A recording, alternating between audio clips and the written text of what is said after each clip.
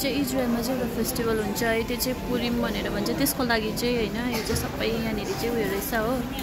बाजे कृतयासँग सपिङ गर्नु आएको थिएँ है, कृतयाको घरकोहरूसँग। हेर्नुहोस् त पुरिममा के हो यो कपालहरू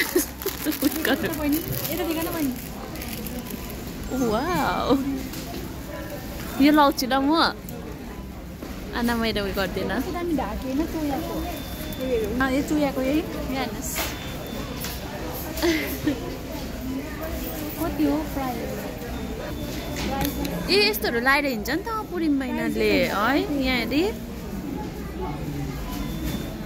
योहरू सबै 9 रुपियाँ 10 रुपियाँ के गर्ने हो यो चाहिँ, मतलब के राख्ने होला। यिनीहरूले उयोहरू उयो गर्छ नि त त्यसमा, बुझिस् घर घरमा लान्छ नि त उयोहरू जस्तै हो, हाम्रो सङ्क्रान्ति जस्तै हो यिनीहरूको, बुझिस्। त्यस्तो लुगाहरू लाएर मलाई थाहा भयो अस्तिको पालि पनि के कस्तो कस्तो कस्ट्युमहरू लाउँछ नि हो यिनीहरूले।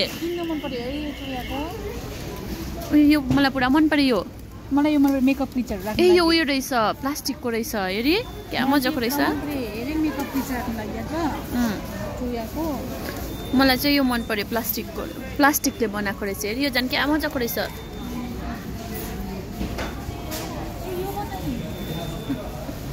यहाँ हेर्नुहोस् मेरो साथीलाई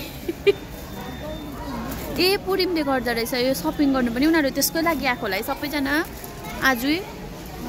सबैजनाहरू आज त्यही भएर आएको होला भनेको।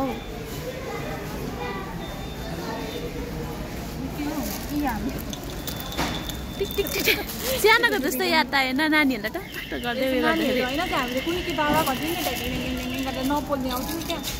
के डम्बरू बजाउँदै मजा परेको होइन थाहा छ। यताउँदैन हौ गाउँमा डराउँथ्यौँ नि हामीले, बोल्दै साउन्ड निकाल्दैन